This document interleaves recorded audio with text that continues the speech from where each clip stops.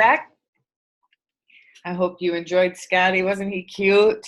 And he was seriously proud of himself and couldn't wait to share that with his folks and keep collecting more. Now we're on to the social emotional brag tags. This came after the academic idea. The SEL brag tags we designed when we realized that there's a lot of characteristics needed to be a solid math person. And it's not just smarts.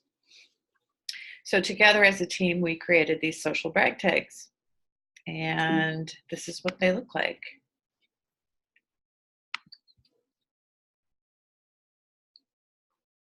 There are 12 of them. Take a look. I'm going to try to get this in slideshow mode. There we are. Now we can see all 12. Aren't they cute? And so grades K through 8 have the opportunity to purchase these. And they are allowed to pick 9 of the 12. Because the organizational piece to this is a little bit much. We wanted to downsize that selection to 9. And so usually in our PD, we give them time as grade levels and then as a building to decide which 9 their building would like to focus their attention on.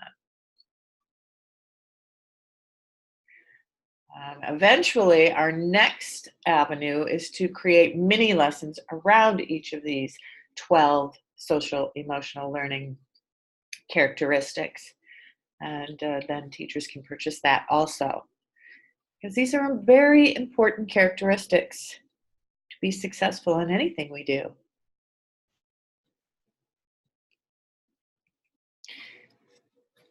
And here we are, the math strengths and stretches. Enrich and reteach. This was created in 2000, it was probably early 2018. We came together and said, you know what? We've got FIM going on in all of these schools. What's our next step? Well, our next step was to create a Tier 2 intervention system. And that became Math Strength and Stretches. You're looking at a book here, a 4th grade book, a strand of operations in algebraic thinking. So this Tier 2 system that we created came strictly from those 16 critical standards that teachers chose. And we created a Tier 2 system that would address the needs of those students who were not being successful in these certain standards. We created this system that it wouldn't take more than 15 minutes a day to intentionally intervene. And it all came from the PMT data. This formative assessment piece allowed us to determine who needed Tier 2, what critical area was lacking, and to pinpoint it with this Tier 2 system. A build, a draw, a solve. I mean, again, this was created because teachers are like, okay, we're doing FIM, now what? We still have these kids who aren't getting any right, or they're only getting a couple right. I've taught it pre to post. What are we going to do now? And so with this kind of conversations we were having, we knew that we had to take the next step, and that was Tier 2 intervention. Here's a picture of, looks to me like 8th grade book. Again, Math Strength and Stretches is K through 8.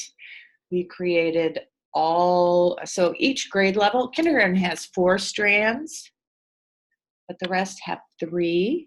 So each grade level will have 3 of these books, one being operations and algebraic thinking, one being numbers and operations, and then of course there's fractions. So each strand is collected into one book. And this book goes through a build, a draw, and a solve as we progress with their intervention cycle. Here's a picture of, wow, I can't tell you, that's the teacher, that's Miss Gwen, and that's her daughter. Isn't that cute?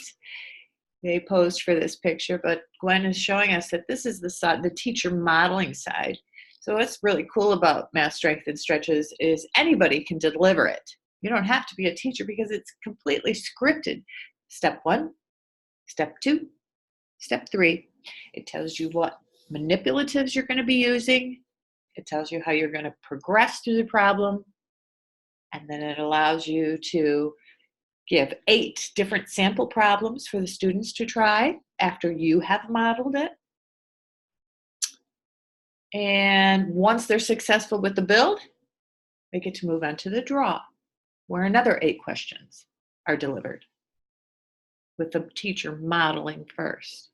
And finally, to the abstract or the algorithm, the solve, where students will show their proficiency and move on out of that intervention.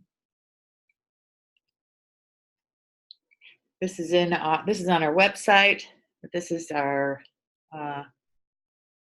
conceptual model, where when we build something, we're making meaning, we're creating, we're using, we're doing. This is all manipulatives. And once we're successful there, we move to the draw, the representational piece. And usually you'll have whiteboards and markers and erasers for this stage. Another 8 problems. And then finally to the solve, transferring all of this and applying it to an algorithm. Our learning continuum, concrete to abstract is our goal. Here is a little video I'm going to play for you, and it just gives you a balcony view or an overview of what CPA is. So enjoy, sit back and enjoy.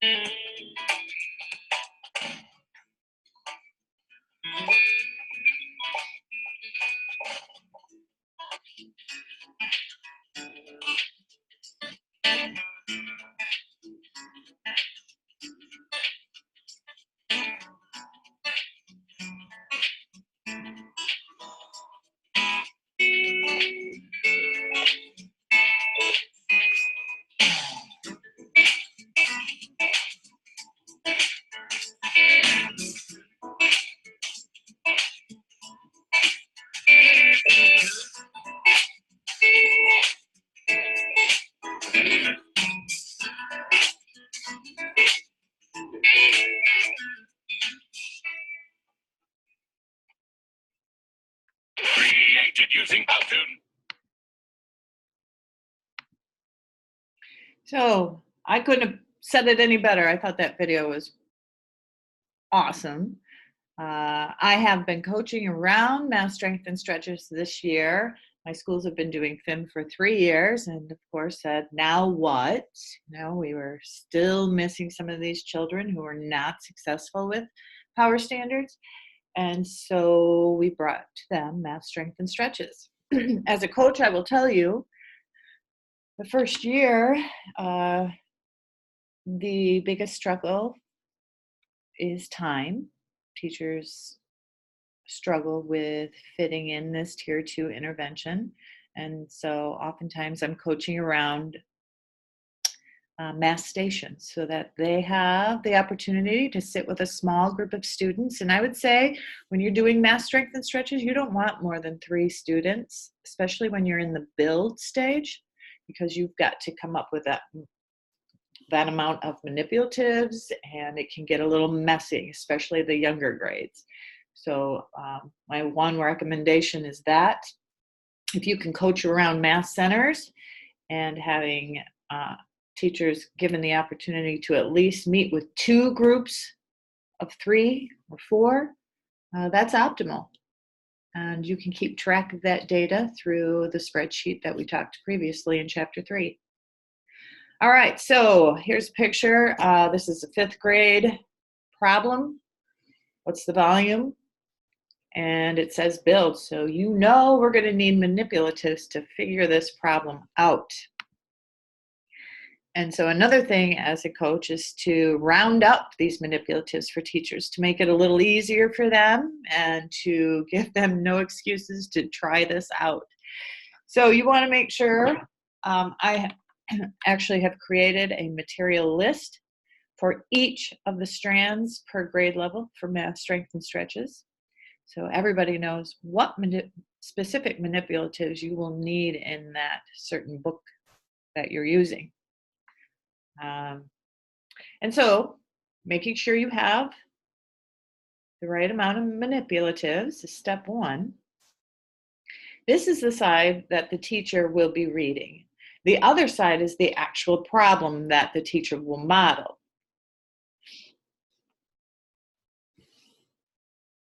This is the teacher view. So again, I'm going to introduce to you a video. Sometimes watching brings more clarity than listening.